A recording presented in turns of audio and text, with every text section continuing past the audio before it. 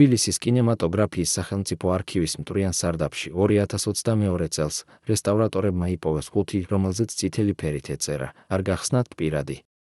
შიგნით იყო ოთარ იოსელიანის ხელნაწერი წერილი და თარიღებული 1982 წლით, რომელიც არასოდეს გაიგზავნა. ამ წერილში, რომელიც 30 წლის განმავლობაში იყო დამალული, რეჟისორი არ საუბრობს პარიზის ბულვარებზე სეირნობაზე თუ ევროპული კინოს ტრიუმფზე, ის ტირის და ასახელებს იმ ადამიანების სახელებს, რომლებმაც მას საქართველოდან წასვლა აიძულეს. ეს არ იყო წერილი ემიგრანტისა, რომელიც ბედნიერებას ეძებდა უცხოეთში, ეს იყო ჩანაწერი ადამიანისა, რომელსაც სამშობლოში დარჩენის უფლება ჩამოართვეს. მაგრამ რატომ დამალეს ეს დოკუმენტი? ვინ იყვნენ ის ადამიანები, რომლებიც იოსელიანის სახელს ამ წერილში ახსენებს როგორც თავის განმადგურებლებს? და რატომ გადაწყვიტა მან, რომ ეს სიმართლე არ უნდა გამჟღავნებულიყო მის სიცოცხლეში? 1970-იანი წლების დასაწყისში, როდესაც ოთარ იოსელიანის სახელი უკვე ევროპაში ისმოდა, თბილისში მას ჩვენი ფელინი უწოდებდნენ. მისი ფილმები აპრილით და ჩვენ მთის მწვერვალზე საერთაშორისო ფესტივალებზე ჯილდოებს იგებდა, მაგრამ მოსკოვში, კინემატოგრაფიის სახელმწიფო კომიტეტის სათავეებში, მის გვერდით სულ უფრო ხშირად ჩნდებოდა შენიშვნა, იდეოლოგიურად არასანდო.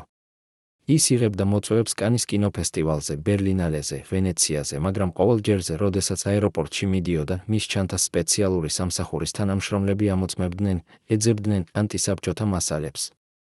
მისი ტელეფონი მოსმენილი იყო, მის სახლთან მუდმივად იდგა შავი ვოლგა, რომლის მძღოლებიც არასოდეს გამოდიოდნენ მანქანიდან, მაგრამ ყოველთვის იყვნენ იქ, როდესაც იოსელიანის სახლიდან გამოდიოდა. ეს არ იყო დაცვა, ეს იყო თვალთვალი. და ყველაზე საშინელი ის იყო, რომ თავად იოსელიანი იცოდა ამის შესახებ, მაგრამ არაფერი შეეძლო. მისი უახლოესი მეგობარი ოპერატორი აბესალომ მაისურაძე, რომელიც 2018 წელს გარდაიცვალა, თავის ბოლო ინტერვიუში გაიხსენა, ოთარი იცოდა, რომ მას აკვირდებოდნენ. ერთხელ 1975 წელს გადაღების დროს მასთან მივიდა ადამიანი, რომელიც თავს კინემატოგრაფიის სამინისტროს წარმომადგენლად წარადგენდა. მან ოთარს უთხრა, თქვენ ძალიან ხშირად ხვდებით უცხოელებს. ეს არ არის კარგი თქვენი კარიერისთვის.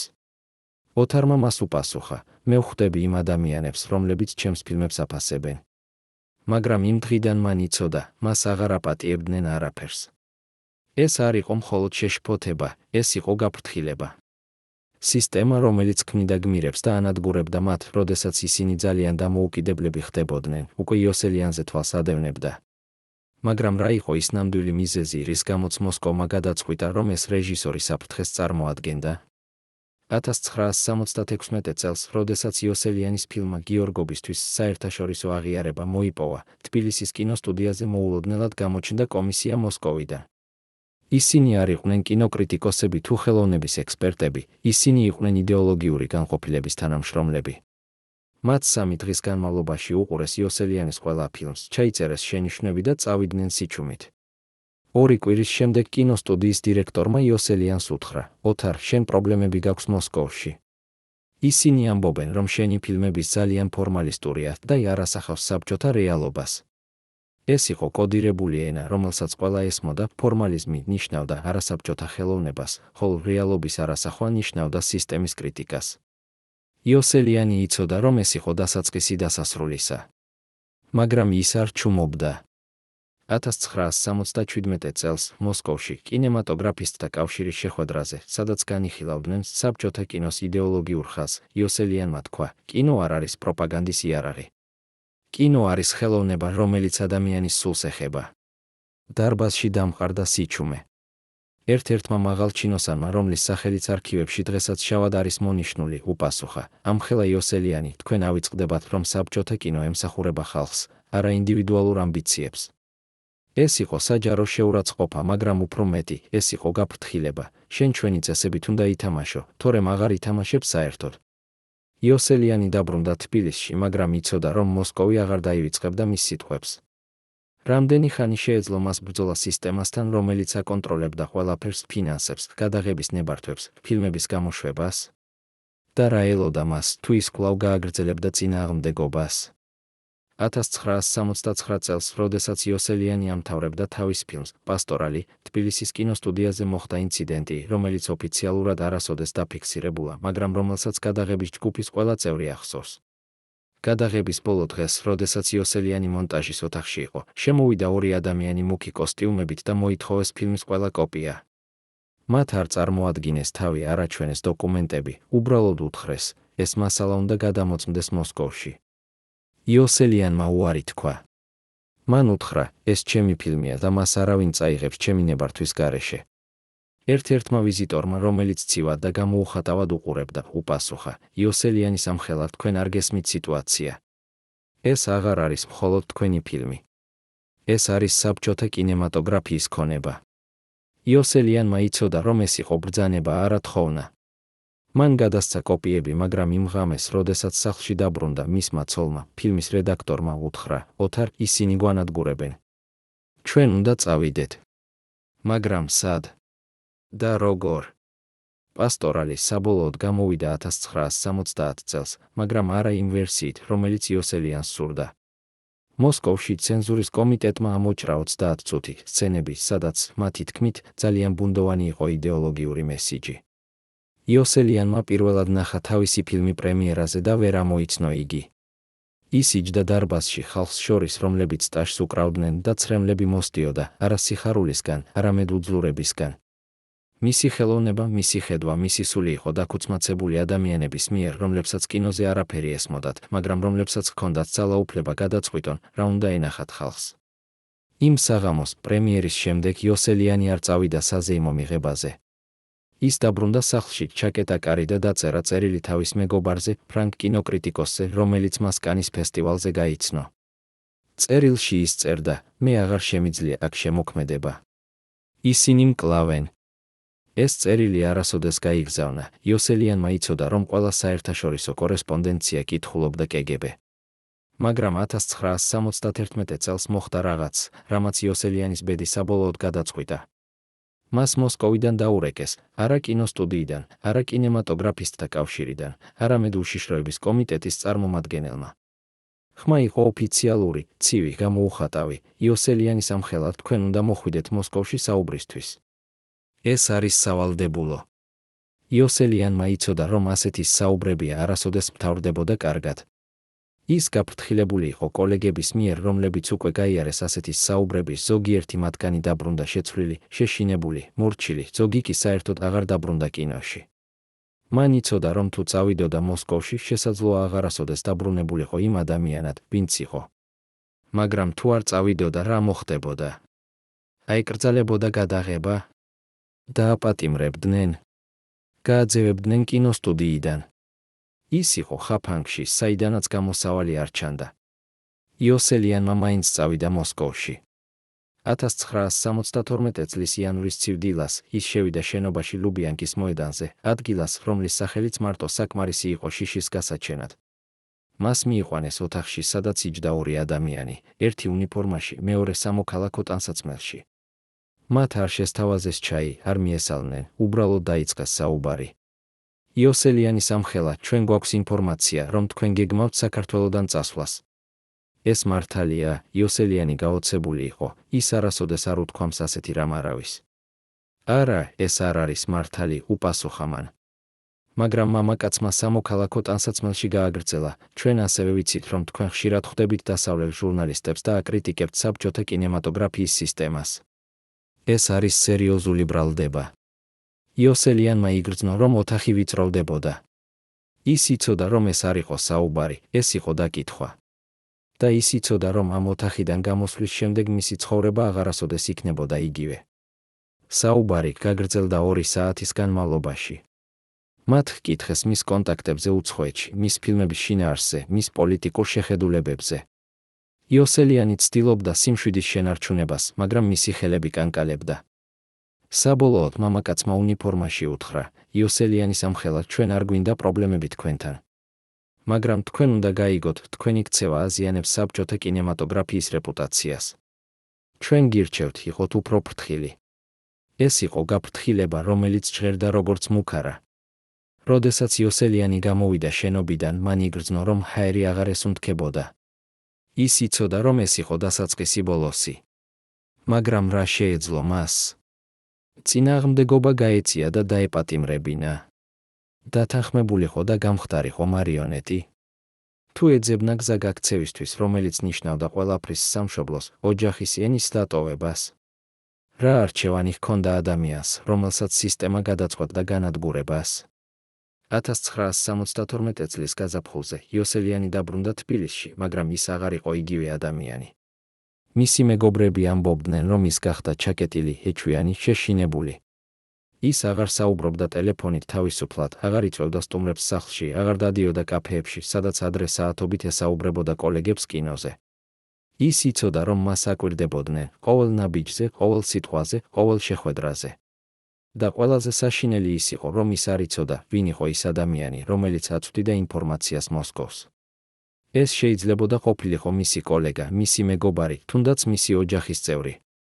სისტემა აქცევდა ყველას პოტენციურ მოღალატედ და ეს იყო ყველაზე ეფექტური კონტროლის მეთოდი, შიში არა მხოლოდ სახელმწიფოსგან, არამედ ერთმანეთისგან. მაგრამ იოსელიანი არ ჩუმობდა. 1974 წელს, როდესაც მას შესთავაზეს ახალი პროექტი, ფილმი საბჭოთა მშენებლობის გმირებზე, რომელიც უნდა ყოფილიყო იდეოლოგიურად სწორი და პარტიული ხაზის შესაბამისი, მან უარი თქვა. ეს იყო აქტი თავმოყარეობისა, მაგრამ ასევე თვითდესტრუქციისა. კინოსტუდიის დირექტორმა, რომელიც ცდილობდა მის დაცვას, უთხრა: ოთარ, შენ ხომ გესმის, რომ ეს არის შენი ბოლო შანსი? თუ ამ პროექტს არ გააკეთებ, მოსკოვი აღარასოდეს მოგცემს ფინანსირებას. იოსელიანმა უპასუხა: მე ვარ რეჟისორი, არა პროპაგანდისტი. თუ ისინი მინდათ, რომ ვაკეთებდე ფილმებს, რომლებიც არაფერს ნიშნავს, მაშინ მე აღარ ვარ რეჟისორი. ეს იყო მისი ხაზი ქვიშაზე და სისტემა მიცოდა, რომ ეს ხაზი არ უნდა გადაელახა. 1975 წელს იოსელიანს ოფიციალურად აიკრძალა ახალი ფილმის გადაღება საქართველოში. მიზეზი იყო ბიუჯეტის ნაკლებობა, მაგრამ ყველამ იცოდა რეალური მიზეზი. მოსკოვმა გადაწყვიტა, რომ ეს რეჟისორი ძალიან საშიშია, რომ მას თავისუფლება მიეცა. იოსელიანი გახდა პირი ნონ გრატა საკუთარ ქვეყანაში. მას არ აძევებდნენ, არ აპატიმრებდნენ, უბრალოდ აჩერებდნენ. ეს იყო უფრო სასტიკი სასჯელი ვიდრე ციხე, ის იყო თავისუფალი, მაგრამ უძლური. ის იყო ცოცხალი, მაგრამ მკვდარი როგორც შემოქმედი. მისი მეგობრები ცდილობდნენ მის დახმარებას, ეძებდნენ გზებს, როგორ შეეძლოთ მისი პროექტების დაფინანსება, როგორ შეეძლოთ მოსკოვის გვერდის ავლა, მაგრამ სისტემა იყო ყოვლის მომცველი. ყველა გზა იყო დახურული.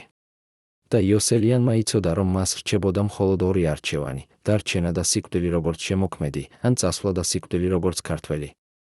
1979 წელს იოსელიანმა მიიღო მოწვევა საფრანგეთიდან, ერთმა პროდიუსერმა, რომელმაც ნახა მისი ფილმები ფესტივალებზე, შესთავაზა მას პროექტი პარიზში. ეს იყო შანსი, მაგრამ ასევე ხაფანგი. თუ ის წავიდოდა, მას არასოდეს აღარ დაუშვებდნენ უკან. ეს იყო საბჭოთა კავშირის წესი იმ ხელოვანებისთვის, რომლებიც გაიქცნენ დასავლეთში. მაგრამ თუ ის დარჩებოდა, რა ელოდა მას? წლები უმოქმედობისა, დეპრესიისა, ნელი ჩაქრობისა? მან ესაუბრა თავის ცოლს, თავის შვილებს, თავის მშობლებს. ყველამ უთხრა სხვადასხვა რამს, ზოგი ამბობდა დარჩი, ჩვენ ვიპოვით გზას, ზოგი ამბობდა წადი, შენ აქ იხოცები. მაგრამ საბოლოო გადაწყვეტილება უნდა მიეღო მან თავად. და ეს იყო გადაწყვეტილება, რომელიც შეცვლიდა მის ცხოვრებას სამუდამოდ. 1982 წლის ზაფხულში იოსელიანი ჩავიდა თვითმფრინავში თბილისიდან პარიზისკენ. ის არ იცოდა, რომ ეს იყო მისი ბოლო ფრენა სამშობლოდან. ის არ იცოდა, რომ მოსკოვში უკვე იყო მიღებული გადაწყვეტილება, მას აღარასოდეს დაუბრუნდებოდა საბჭოთა პასპორტი, აღარასოდეს მიეცემოდა ვიზა საქართველოში დასაბრუნებლად. ის არ იცოდა, რომ იმ დღეს, როდესაც ის ფრინავდა პარიზისკენ, თბილისის კინოსტუდიაზე შევიდა ჯგუფი ადამიანებისა, რომლებმაც ამოიღეს მისი ყველა არქივი, ყველა ხელნაწერი, ყველა ჩანაწერი და წაიღეს უცნობი მიმართულებით. ის არ იცოდა, რომ მისი სახელი იყო ჩამატებული შავ სიაში იმ ადამიანებისა, რომლებიც ჩაითვალნენ სახელმწიფოს მოღალატეებად. ის უბრალოდ იჯდა თვითმფრინავში, უყურებდა ფანჯრიდან თბილისის მთებს, რომლებიც შორდებოდნენ და ფიქრობდა, მე დავბრუნდები. ეს არ არის ნამდვილი წასვლა. მაგრამ სიმართლე იყო სხვა, ის არასოდეს დაბრუნდებოდა. არა იმიტომ, რომ არ სურდა, არამედ იმიტომ, რომ მას არ აძლევდნენ. მოსკოვმა გადაწყვიტა, ოთარ იოსელიანი უნდა ყოფილიყო გაძევებული, დავიწყებული, წაშლილი. მაგრამ რატომ? რა იყო ის ნამდვილი მიზეზი, რის გამოც სისტემამ გადაწყვიტა, რომ ეს გენიოსი უნდა განადგურებულიყო? პარიზის შარლ დე გოლის აეროპორტში 1982 წლის ივლისის ცხელ დღეს ოთარ იოსელიანი გადმოვიდა თვითმფრინავიდან და პირველად იგრძნო, რომ მისი ფეხები ეხებოდა მიწას, რომელიც აღარ იყო მისი. საბაჟოზე, როდესაც ფრანგმა ოფიცერმა შეხედა მის საბჭოთა პასპორტს და ჰკითხა ვიზიტის მიზანი, იოსელიანმა უპასუხა: კინო. მაგრამ მისი გულის ღრმად ის იცოდა სხვა პასუხი, გადარჩენა. მას ელოდა ფრანგი პროდიუსერი ჟან პიერ, რომელიც ხელში ეჭირა ბარათი მის სახელით და ღიმილით მიესალმა. მონსიე იოსელიანი, კეთილი იყოს თქვენი მობრძანება პარიზში. ჩვენ გვიხარია, რომ თქვენ აქ ხართ. მაგრამ იოსელიანი ვერ იღიმებოდა. ის უყურებდა ხალხს, რომლებიც მიდიოდნენ აეროპორტში თავისუფლად, უზრუნველად, არავის შიშით და იგრძნო რაღაც უცნაური. ეს იყო თავისუფლება, მაგრამ ასევე მარტოობა. ის იყო თავისუფალი, მაგრამ უსახლკარო. ის იყო დასავლეთში, მაგრამ მისი გული იყო აღმოსავლეთში, იქ, სადაც დარჩა ყველაფერი, მისი ენა, მისი მიწა, მისი ხალხი. ჟან პიერმა შენიშნა მისი სახის გამონათქვამი და ჰკითხა: ყველაფერი რიგზეა? იოსელიანმა კივნა თავი და უთხრა: დიახ, ყველაფერი რიგზეა. მაგრამ ეს იყო სიცრუე, არაფერი არ იყო რიგზე და ის იცოდა, რომ აღარასოდეს იქნებოდა.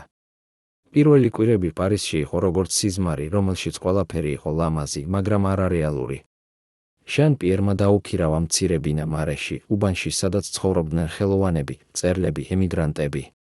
იოსელიანი დადიოდა ქუჩებში, უყურებდა კაფეებს, სადაც ადამიანები სვამდნენ ღვინოს და საუბრობდნენ პოლიტიკაზე ყოველგვარი შიშის გარეშე, უყურებდა ციგნის მაღაზიებს, სადაც იყო ციგნები, რომლებიც საბჭოთა კავშირში იყო აკრძალული. ის იგრძნო თავი როგორც ადამიანი, რომელიც გამოვიდა ციხიდან და პირველად ხედავდა მზეს. მაგრამ ამავე დროს ის იგრძნო თავი როგორც ადამიანი, რომელიც დაკარგა თავისი ფესვები. ყოველ საღამოს, როდესაც ის ბრუნდებოდა ბინაში, ის ურეკავდა თბილისს, თავის ცოლს, თავის შვილებს, თავის მეგობრებს. მაგრამ ყოველ ჯერზე, როდესაც ის აკრებდა ნომერს, ის ისმენდა ხმას, რომელიც ამბობდა: ხაზი დაკავებულია, ან აბონენტი არ პასუხობს. ის იცოდა, რომ ეს არ იყო შემთხვევითობა, ეს იყო კონტროლი. მოსკოვი აკონტროლებდა მის კავშირებს, მის საუბრებს, მის ცხოვრებას. და ყველაზე საშინელი ის იყო, რომ ის არაფერს ვერ აკეთებდა ამის წინააღმდეგ. 1993 წლის სექტემბერში იოსელიანმა მიიღო წერილი თბილისიდან. ეს იყო წერილი მისი ცოლისგან, მაგრამ ის არ იყო ხელით დაწერილი, ეს იყო ნაბეჭდი ტექსტი, ოფიციალური, ცივი, უემოციო. ძვირფასო ოთარ, ჩვენ კარგად ვართ. შვილები გეკითხებიან. იმედი მაქვს, შენც კარგად ხარ პარიზში. ჩვენ ველით შენს დაბრუნებას. მაგრამ იოსელიანმა იცოდა, რომ ეს წერილი არ იყო დაწერილი მისი ცოლის მიერ, ან თუ იყო, ის იყო დაწერილი ზედამხედველობის ქვეშ. არ იყო პირადი დეტალები, არ იყო ემოციები, არ იყო ის სითბო, რომელიც ყოველთვის იყო მათ შორის. ეს იყო წერილი, რომელიც უნდა გაეგზავნა, რომ ეჩვენებინა, რომ ყველაფერი ნორმალურია. მაგრამ იოსელიანმა იცოდა, რომ არაფერი არ იყო ნორმალური.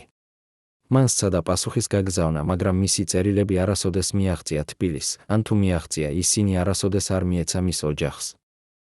ის იყო იზოლირებული, მოწყვეტილი თავისი ძირებისგან.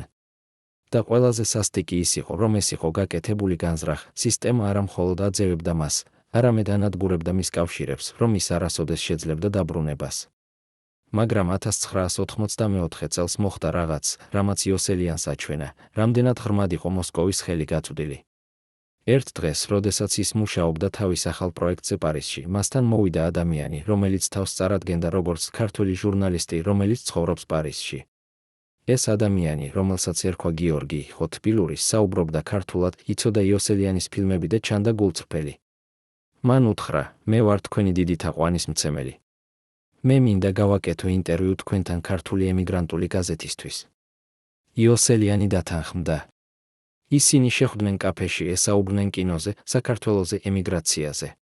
გიორგი ჰკითხავდა კითხვებს, რომლებიც ჩანდა უნებელი, როგორ გრძნობთ თავს პარიზში, გიგმავთ თუ არა დაბრუნებას, რას ფიქრობთ საბჭოთა კინემატოგრაფზე? იოსელიანი პასუხობდა გულწრფელად, ღიად, იმიტომ რომ ის ფიქრობდა, რომ ესაუბრება თავის თანამემამულეს. მაგრამ 2 თვის შემდეგ, როდესაც იოსელიანმა სცადა ვიზის მიღება საფრანგეთის საელჩოში საქართველოში ვიზიტისთვის, მას უთხრეს: თქვენი განაცხადი უარყოფილია. მიზეზი: უსაფრთხოების მოსაზრებები. ის გაოცებული იყო, რა უსაფრთხოების მოსაზრებები. მან ჰკითხა დეტალები, მაგრამ არავინ აძლევდა პასუხს. მხოლოდ მოგვიანებით, როდესაც ერთმა ფრანგმა მეგობარმა, რომელსაც ჰქონდა კონტაქტები სპეცსამსახურებში, უთხრა სიმართლე: ოთარ, ის ადამიანი, რომელთანაც შენ ესაუბრე, გიორგი, ის არ იყო ჟურნალისტი. ის იყო კგბ-ს აგენტი. შენი ინტერვიუ გამოიყენეს როგორც მტკიცებულება, რომ შენ აკრიტიკებ საბჭოთა სისტემას და საფრთხეს წარმოადგენ სახელმწიფოსთვის. იოსელიანმა იგრძნო, რომ მიწა ქვეშ გაუსწორდა ფეხები. ის იყო მოტყუებული, გამოყენებული, ჩაგდებული ხაფანგში. და ყველაზე საშინელი ის იყო, რომ ეს ადამიანი, გიორგი, იყო ქართველი, მისი თანამემამულე, რომელიც მას ღალატობდა ფულისთვის ან შიშისთვის. სისტემა არა მხოლოდ აძევებდა მას, არამედ აქცევდა მის საკუთარ ხალხს მის წინააღმდეგ. იოსელიანმა გააცნობიერა, რომ ის აღარასოდეს დაბრუნდებოდა საქართველოში, არა იმიტომ, რომ არ სურდა, არამედ იმიტომ, რომ მას არ აძლევდნენ. მოსკოვმა გადაწყვიტა, რომ ის უნდა ყოფილიყო მარადიული ემიგრანტი, ადამიანი, რომელიც დაკარგა თავისი სამშობლო. მაგრამ რატომ? რა იყო ის ნამდვილი მიზეზი, რის გამოც სისტემამ გადაწყვიტა, რომ ეს რეჟისორი უნდა განადგურებულიყო არა ფიზიკურად, არამედ სულიერად? რა იყო ის, რაც აშინებდა მოსკოვს იოსელიანში, მისი ნიჭი, მისი დამოუკიდებლობა, თუ უბრალოდ ის ფაქტი, რომ ის არ იყო მორჩილი? და რამდენი სხვა ქართველი გენიოსი იყო გაძევებული, დავიწყებული, წაშლილი ისტორიიდან იმავე მიზეზით? 1985 წელს, პარიზში, იოსელიანი იჯდა მცირე ბინაში და უყურებდა ფანჯარას, საიდანაც ჩანდა ეიფელის კოშკი. ეს იყო ხედი, რომელსაც მილიონები ადამიანები ოცნებობდნენ, მაგრამ მისთვის ეს იყო მხოლოდ შეხსენება იმისა, რამდენად შორს იყო ის თავისი სახლიდან. მას ხელში ეჭირა გაზეთი Le Monde, სადაც იყო სტატია საბჭოთა კავშირის კინემატოგრაფზე. სტატიაში ახსენებდნენ მის სახელს როგორც ერთ-ერთ ყველაზე ნიჭიერ რეჟისორს, რომელიც იძულებული გახდა დაეტოვებინა თავისი ქვეყანა პოლიტიკური ზეწოლის გამო. მაგრამ იოსელიანმა იცოდა, რომ ეს იყო მხოლოდ ნახევარი სიმართლე. ის არ იყო იძულებული დაეტოვებინა, მას აძევებდნენ, ნელა, სისტემატურად, სასტიკად. და ყველაზე ტკივილური ის იყო, რომ ის არ იცოდა, რა ხდებოდა მის ოჯახთან თბილისში. მისი წერილები არ აღწევდა მათ, მათი წერილები არ აღწევდა მას. ის იყო გამოწყვეტილი, როგორც ხე, რომელსაც ამოჰკვეთეს ფესვები და გადაუნერგეს უცხო ნიადაგში. ის ცოცხლობდა, მაგრამ არ ცხოვრობდა, ის არსებობდა, მაგრამ არ იყო ბედნიერი. ერთ დღეს, როდესაც ის მუშაობდა თავის ახალ ფილმზე სასურველი და ნამდვილი, რომელიც უნდა ყოფილიყო მისი პირველი ფრანგული პროექტი, მასთან მოვიდა ადამიანი, რომელიც თავს წარადგენდა როგორც საბჭოთა კულტურის მინისტრის წარმომადგენელი. ეს ადამიანი, რომელსაც ერქვა ალექსანდრე, ლაპარაკობდა რუსულად და ატარებდა ძვირადღირებულ კოსტიუმს. მან უთხრა, იოსელიანის ამხელა მოსკოვი მზადაა განიხილოს თქვენი დაბრუნების საკითხი. ჩვენ გვინდა, რომ თქვენ დაბრუნდეთ და გააგრძელოთ მუშაობა საბჭოთა კინემატოგრაფში. თქვენ ხართ ნიჭიერი რეჟისორი და ჩვენ გვჭირდებით ასეთი ადამიანები. იოსელიანი გაოცებული იყო, რატომ ახლა? რატომ ამ წლების შემდეგ? ალექსანდრემ გააგრძელა, მაგრამ არის ერთი პირობა. თქვენ უნდა გააკეთოთ საჯარო განცხადება, სადაც თქვით, რომ თქვენი წასვლა იყო შეცდომა და რომ თქვენ აფასებთ საბჭოთა სისტემას. იოსელიანმა შეხედა მას და იცოდა, რომ ეს იყო ხაფანგი. თუ ის დათანხმდებოდა, ის გახდებოდა მარიონეტი, ადამიანი, რომელიც გაყიდა თავისი პრინციპები დაბრუნების უფლებისთვის. მაგრამ თუ ის უარს იტყოდა, ის კარგავდა ბოლო შანსს, რომ ოდესმე დაბრუნებულიყო სახლში. მან უპასუხა, მე არ შემიძლია ვთქვა რაღაც, რაც არ არის სიმართლე. ჩემი წასვლა არ იყო შეცდომა, ეს იყო ერთადერთი გზა, რომ გადამერჩინა როგორც შემოქმედი. ალექსანდრემ ცივად უპასუხა, მაშინ ჩვენ ვერაფერს გიშველით. და წავიდა. იოსელიანმა იცოდა, რომ ეს იყო ბოლო შეთავაზება და ბოლო ტესტი. სისტემას ცდიდა, შეეძლო თუ არა მისი მორჩილება, მისი დამორჩილება, მისი გატეხვა. მაგრამ ის არ გატეხილა. ის დარჩა ერთგული თავისი პრინციპებისადმი, თავისი ხელოვნებისადმი, თავისი სულისადმი. მაგრამ ამის ფასი იყო უზარმაზარი, ის დაკარგა თავისი სამშობლო, თავისი ოჯახი, თავისი ენა. ის გახდა ემიგრანტი, რომელიც არასოდეს დაბრუნდებოდა სახლში. და ყველაზე ტრაგიკული ის იყო, რომ ეს არ იყო მისი არჩევანი, ეს იყო სისტემის არჩევანი. მოსკოვმა გადაწყვიტა, რომ ოთარ იოსელიანი უნდა ყოფილიყო მაგალითი იმისა, რა ხდება იმ ადამიანებთან, რომლებიც არ ემორჩილებიან, რომლებიც არ ემსახურებიან, რომლებიც რჩებიან ერთგულნი თავიანთი ხელოვნებისადმი. მაგრამ რამდენი სხვა იოსელიანი იყო საქართველოში, რომლებიც არ გაბედეს წასვლა და დარჩნენ იქ ჩაკეტილები, ჩახშობილები, დავიწყებულები. რამდენი გენიოსი დაიკარგა, რადგან სისტემამ გადაწყვიტა, რომ ისინი ძალიან საშიშები იყვნენ, ძალიან დამოუკიდებლები, ძალიან ნიჭიერები. 1986 წელს იოსელიანმა დაასრულა თავისი ფილმის სასურველი და ნამდვილი, რომელიც გახდა მისი პირველი საერთაშორისო წარმატება დასავლეთში. ფილმმა მიიღო ჯილდოები კანის კინოფესტივალზე, ბერლინალეზე, ვენეციაზე. კრიტიკოსები აქებდნენ მას როგორც გენიოსს, რომელიც გადარჩა საბჭოთა რეპრესიებს. მაგრამ იოსელიანი არ გრძნობდა თავს გამარჯვებულად. ის იჯდა პრემიერაზე, ისმენდა ტაშს, ხედავდა ადამიანებს, რომლებიც დგებოდნენ და აფასებდნენ მის ნამუშევარს, მაგრამ მისი გული იყო ცარიელი. ის ფიქრობდა თავის ოჯახზე თბილისში, რომლებსაც ვერ ხედავდა, თავის მეგობრებზე, რომლებთანაც ვერ საუბრობდა, თავის მიწაზე, რომელზეც ვერ დადიოდა. ის იყო წარმატებული, მაგრამ უბედური. ის იყო თავისუფალი, მაგრამ მარტოხელა. ის იყო ცნობილი, მაგრამ დაკარგული. ერთ საღამოს პრემიერის შემდეგ, როდესაც ის დაბრუნდა თავის ბინაში, მან იპოვა წერილი, რომელიც ჩაგდებული იყო მის საფოსტო ყუთში. ეს იყო წერილი თბილისიდან, მაგრამ არა მისი ოჯახისგან. ეს იყო წერილი მისი ძველი მეგობრისგან, ოპერატორი აბესალომ მაისურაძისგან. წერილში ეწერა: ძვირფასოოთ, არ მევწერ შენთან იმიტომ, რომ მინდა გითხრა სიმართლე, რომელიც აქ არავინ გეტყვის. შენი ოჯახი კარგად არის, მაგრამ ისინი ცხოვრობენ მუდმივი ზედამხედველობის ქვეშ. შენი ცოლი არ შეუძლია მუშაობა კინოში, რადგან მას უწოდებენ ემიგრანტის ცოლს. შენი შვილები არ შეუძლიათ სწავლა უნივერსიტეტში, რადგან მათ უწოდებენ ღალატის შვილებს. ოთარ, შენი წასვლა არ იყო მხოლოდ შენი ტრაგედია, ეს იყო შენი ოჯახის ტრაგედია. მოსკოვმა გადაწყვიტა, რომ შენი ოჯახი უნდა დასჯილიყო შენი ღალატისთვის. ისინი არ დაგივიწყეს, ისინი გსჯიან შენ და შენს საყვარელებს. იოსელიანმა წაიკითხა ეს წერილი და იგრძნო, რომ მისი გული იშლებოდა. ის იცოდა, რომ სისტემა იყო სასტიკი, მაგრამ ის არ იცოდა, რომ ის იყო ასე სასტიკი, რომ ის სჯიდა არა მხოლოდ მას, არამედ მის უდანაშაულო ოჯახს. ის იყო თავისუფალი პარიზში, მაგრამ მისი ოჯახი იყო ტყვეობაში თბილისში. და ეს იყო ყველაზე სასტიკი სასჯელი, რომელიც სისტემას შეეძლო მისთვის მიეცა. იოსელიანმა იცოდა, რომ ის არასოდეს დაბრუნდებოდა საქართველოში, არა იმიტომ, რომ არ სურდა, არამედ იმიტომ, რომ თუ ის დაბრუნდებოდა, ის ჩააგდებდა თავის ოჯახს კიდევ უფრო დიდ საფრთხეში. სისტემა აიძულებდა მას არჩევანს, ან დარჩენა პარიზში და ცხოვრება თავისუფლად, მაგრამ მარტოდ, ან დაბრუნება თბილისში და ცხოვრება ტყვეობაში, მაგრამ ოჯახთან ერთად. და ის აირჩია პირველი, არა იმიტომ, რომ ის არ უყვარდა თავისი ოჯახი, არამედ იმიტომ, რომ ის იცოდა, რომ თუ ის დაბრუნდებოდა, ის განადგურდებოდა როგორც შემოქმედი და მისი ოჯახი მაინც განაგრძობდა ტანჯვას. ეს იყო არჩევანი, რომელიც არავის არ უნდა გაეკეთებინა, მაგრამ ეს იყო არჩევანი, რომელიც სისტემა აიძულებდა ათასობით ადამიანს გაეკეთებინათ. და ეს იყო ნამდვილი ტრაგედია საბჭოთა კავშირისა, არა მხოლოდ ის, რომ ის აძევებდა გენიოსებს, არამედ ის, რომ ის ანადგურებდა ოჯახებს, ანადგურებდა სიყვარულს, ანადგურებდა იმედს. რამდენი ოჯახი დაიშალა, რამდენი შვილი გაიზარდა მამის გარეშე, რამდენი ცოლი დარჩა მარტო, ყველაფერი იმიტომ, რომ სისტემამ გადაწყვიტა, რომ თავისუფლება იყო საშიში, რომ ნიჭი იყო საშიში, რომ დამოუკიდებლობა იყო საშიში. თბილისის კინემატოგრაფიის სახელმწიფო არქივის დახურულ სარდაფში 2001 წლის დეკემბერში რესტავრატორებმა იპოვეს ყუთი, რომელზეც წითელი ლაქით ეწერა: განსაკუთრებული მნიშვნელობის საიდუმლო მასალა, არ გახსნათ. შიგნით იყო მაგნიტოფონის ლენტი და თარიღებული 1982 წლის ივლისით, ზუსტად იმ თვეში, როდესაც ოთარ იოსელიანი გაფრინდა პარიზისკენ.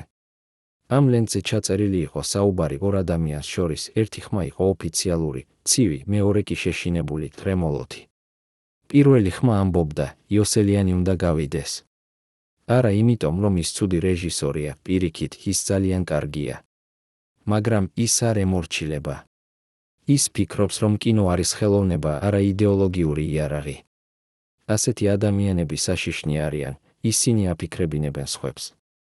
მეორე ხმა, რომელიც მოგვიანებით იდენტიფიცირდა როგორც თბილისის კინოსტუდიის ყოფილი დირექტორის ხმა, პასუხობდა: მაგრამ თუ ჩვენ მას გავაძევებთ, ეს იქნება სკანდალი. ის ცნობილია ევროპაში. პირველმა ხმა უპასუხა: სკანდალი იქნება მხოლოდ იმ შემთხვევაში, თუ ხალხი გაიგებს სიმართლეს. მაგრამ ჩვენ ვიტყვით, რომ ის თავად წავიდა უკეთესი ცხოვრებისთვის, დასავლური ფულისთვის. ხალხი დაიჯერებს. ისინი ყოველთვის სჯერათ, რომ ემიგრანტები არიან ღალატები. ეს ჩანაწერი, რომელიც 20 წლის განმავლობაში იყო დამალული ამ ხელდა სიმართლეს, იოსელიანის წასვლა არ იყო მისი არჩევანი, ეს იყო დაგეგმილი ოპერაცია, რომლის მიზანი იყო არა მხოლოდ მისი გაძევება, არამედ მისი რეპუტაციის განადგურება. მაგრამ ვინ იყო ის ადამიანი, რომლის ხმა ჟღერდა ამ ლენტზე, როგორც მთავარი ბრძანების გამცემი? და რატომ დამალეს ეს ჩანაწერი 20 წლის განმავლობაში, თუ არა იმიტომ, რომ ის ამხელდა სისტემის ყველაზე სასტიკ მეთოდს, არა ფიზიკურ განადგურებას, არამედ სოციალურ სიკვდილს? 1987 წელს, პარიზში, იოსელიანი იღვიძებდა ყოველდილას ერთი და იმავე კოშმარით, ის ხედავდა თავის თავს. თბილისის ქუჩებში, მაგრამ არავინ არ იცნობდა მას. ადამიანები გადიოდნენ მის გვერდით, როგორც უხილავის გვერდით. ის ყვიროდა, მე ვარ ოთარ იოსელიანი. მე გადავიღე აპრილი, ჩვენ მთის მწვერვალზე, პასტორალი. მაგრამ არავინ არ ისმენდა. ის ეხებოდა ადამიანებს, მაგრამ მისი ხელები გადიოდნენ მათ გავლით, როგორც მოჩვენების ხელები. ის იღვიძებდა ოფლში გულის ძლიერი ცემით და ესმოდა, რომ ეს კოშმარი არ იყო მხოლოდ სიზმარი, ეს იყო რეალობა. მოსკოვმა არა მხოლოდ გააძევა ის ფიზიკურად, არამედ წაშალა ის კულტურულად. მისი ფილმები აღარ ჩვენდებოდა საბჭოთა კინოთეატრებში, მისი სახელი აღარ იხსენებოდა კინემატოგრაფიის ისტორიის წიგნებში, მისი არსებობა იყო წაშლილი, როგორც შეცდომა, რომელიც უნდა გამოსწორებულიყო. მისი ძველი კოლეგები, რომლებიც რჩებოდნენ თბილისში, ერიდებოდნენ მის სახელის ხსენებას, არა იმიტომ, რომ ისინი არ იხსენებდნენ მას, არამედ იმიტომ, რომ მისი სახელის ხსენება იყო საშიში. ერთმა მათგანმა, რომელიც შემდგომში ემიგრირდა ისრაელში, გაიხსენა, ჩვენ გვეშინოდა ოთარის სახელის წარმოთქმა. თუ შენ ამბობდი, რომ ის იყო ნიჭიერი, შენ შეიძლებოდა დაგეწერათ, როგორც იდეოლოგიურად არასანდო. თუ შენ ამბობდი, რომ ის იყო შენი მეგობარი, შენ შეიძლებოდა დაგეკარგა სამუშაო. ჩვენ ვიყავით იძულებულნი დაგვევიწყებინა ის, არა იმიტომ, რომ გვინდოდა, არამედ იმიტომ, რომ გვიწევდა. ეს იყო ყველაზე სასტიკი სასჯელი, რომელიც სისტემას შეეძლო მიეცა, არა სიკვდილი, არამედ დავიწყება, არა განადგურება, არამედ წაშლა ისტორიიდან. მაგრამ 1988 წელს მოხდა რაღაც, რამაც იოსელიანს აჩვენა, რამდენად ღრმად იყო მოსკოვის შურისძიება. ერთ დღეს, როდესაც ის მუშაობდა თავის ახალ ფილმზე ბარათების სახლი, მასთან მოვიდა ადამიანი, რომელიც თავს წარადგენდა როგორც ქართველი ბიზნესმენი, რომელიც ცხოვრობს პარიზში. ეს ადამიანი, რომელსაც ერქვა ვახტანგი, ლაპარაკობდა ქართულად, ატარებდა ძვირადღირებულ საათს და ჩანდა წარმატებული. მან უთხრა, ოთარ, მე მაქვს წინადადება. მე მინდა დავაფინანსო შენი ფილმი საქართველოში. მე მაქვს კონტაქტები თბილისში, მე შემიძლია მოვაწყო ყველაფერი, გადაღების ნებართვა, აღჭურვილობა, მსახიობები. შენ უბრალოდ უნდა დაბრუნდე და გადაიღო ფილმი. იოსელიანი გაოცებული იყო, ეს ჟღერდა როგორც სიზმარი, რომელიც ხდებოდა რეალობა. მაგრამ რაღაც მას აწუხებდა. ის ჰკითხა, ვახტანგ, როგორ შეგიძლია ეს? საბჭოთა კავშირში არავინ არ აფინანსებს ფილმს უცხოელი რეჟისორისთვის, განსაკუთრებით ემიგრანტისთვის. ვახტანგმა გაიგიმა და უთხრა, ოთარ, დროები იცვლება. პერესტროიკა, გლასნოსტი, ახლა ყველაფერი შესაძლებელია. მოსკოვი მზადაა შენს დაბრუნებას. მაგრამ იოსელიანმა იგრძნო, რომ რაღაც არ იყო სწორი. ის თხოვა დრო ფიქრისთვის. ვახტანგი დათანხმდა და წავიდა, მაგრამ დატოვა თავისი ტელეფონის ნომერი და ბიზნეს ბარათი. იოსელიანმა გადაწყვიტა გამოეძიებინა ეს ადამიანი. მან დაურეკა თავის ძველ მეგობარს, რომელიც მუშაობდა ფრანგულ სპეცსამსახურებში და ჰქონდა წვდომა საიდუმლო ინფორმაციაზე. 2 კვირის შემდეგ მეგობარმა დაურეკა უკან და უთხრა, ოთარ, ეს ადამიანი, ვახტანგი, არ არის ბიზნესმენი. მისი ნამდვილი სახელია ვახტანგ ჩიქოვანი და ის არის კგბ-ს აგენტი, რომელიც მუშაობს პარიზში 10 წლის განმავლობაში. მისი მისია არის ემიგრანტების ინფილტრაცია და მათი დაბრუნება საბჭოთა კავშირში. ოთარ, თუ შენ დაბრუნდები მასთან ერთად, შენ არასოდეს აღარ გამოხვალ საბჭოთა კავშირიდან. ისინი დაგაპატიმრებენ როგორც სახელმწიფოს მოღალატეს და შენ დახარჯავ დანარჩენ ცხოვრებას ციხეში ან ფსიქიატრიულ საავადმყოფოში. იოსელიანმა იგრძნო, რომ მისი სისხლი გაკინულიყო. ის იყო ერთი ნაბიჯით ხაფანგისგან, რომელიც განადგურებდა მას. სისტემა არა მხოლოდ აძევებდა მას, არამედ ცდილობდა მის დაბრუნებას, რომ დაესაჯა ის საჯაროდ, რომ გაეკეთებინა მაგალითი სხვა ემიგრანტებისთვის. ნახეთ, რა ხდება იმ ადამიანებთან, რომლებიც ცდილობენ გაქცევას. ეს იყო ყველაზე სასტიკი თამაში, რომელშიც სისტემა თამაშობდა, არა მხოლოდ განადგურება, არამედ დამცირება, არა მხოლოდ სასჯელი, არამედ საჯარო შეურაცხყოფა. იოსელიანმა არასოდეს დაურეკა ვახტანგს უკან. ის იცოდა, რომ ეს იყო ხაფანგი და ის არ აპირებდა ჩავარდნას მასში. მაგრამ ეს ინციდენტი აჩვენა მას რაღაც უფრო საშიშს, სისტემა არ აპირებდა მის დავიწყებას. ის აკვირდებოდა მას, ელოდა მის შეცდომას, ეძებდა გზას, როგორ დაებრუნებინა ის და დაესაჯა. იოსელიანი იყო არა მხოლოდ ემიგრანტი, ის იყო სიმბოლო წინააღმდეგობისას, სიმბოლო თავისუფლებისას, სიმბოლო იმისა, რომ შეიძლებოდა გაქცევა სისტემისგან და გადარჩენა. და სისტემა არ შეეძლო ამის დაშვება. ის უნდა განადგურებულიყო, არა ფიზიკურად, რადგან ეს გახდებოდა სკანდალი დასავლეთში, არამედ მორალურად, რეპუტაციულად, სულიერად. რამდენი სხვა ემიგრანტი იყო დაბრუნებული ასეთი ხაფანგებით? რამდენი მათგანი დასრულდა ციხეებში, ფსიქიატრიულ საავადმყოფოებში, უცნობ საფლავებში და რამდენი მათგანის ისტორია არასოდეს გახდა ცნობილი, რადგან სისტემა წაშალა მათ არა მხოლოდ ცხოვრებიდან, არამედ ისტორიიდან. 1989 წელს, როდესაც ბერლინის კედელი ჩამოინგრა და საბჭოთა კავშირი იწყებდა თავის დაშლას, იოსელიანი იჯდა პარიზის მცირე კაფეში და უყურებდა ტელევიზორს, სადაც ჩვენდებოდა ისტორიული კადრები. ადამიანები ანგრევდნენ კედელს ჩაქუჩებით, ტიროდნენ სიხარულისგან, ეხვეოდნენ ერთმანეთს. მთელი მსოფლიო ზეიმობდა თავისუფლების გამარჯვებას, მაგრამ იოსელიანი არ გრძნობდა სიხარულს. ის გრძნობდა რაღაც უცნაურს, ცარიელობას, დაკარგულობას, სევდას. ის ფიქრობდა, ეს არის ბოლო იმ სისტემისა, რომელმაც მე გამაძევა. მაგრამ ეს ბოლო ვერ დააბრუნებს იმ წლებს, რომლებიც მე დავკარგე. ეს ბოლო ვერ დააბრუნებს იმ ადამიანებს, რომლებიც მე დავკარგე. ეს ბოლო ვერ დააბრუნებს იმ ცხოვრებას, რომელიც მე უნდა მქონოდა. ის იყო გამარჯვებული, მაგრამ არა ბედნიერი. ის იყო თავისუფალი, მაგრამ არა მთლიანი. ის იყო ცოცხალი, მაგრამ არა სრული. კაფეში შემოვიდა ადამიანი, რომელიც იოსელიანმა ვერ იცნო პირველი შეხედვით.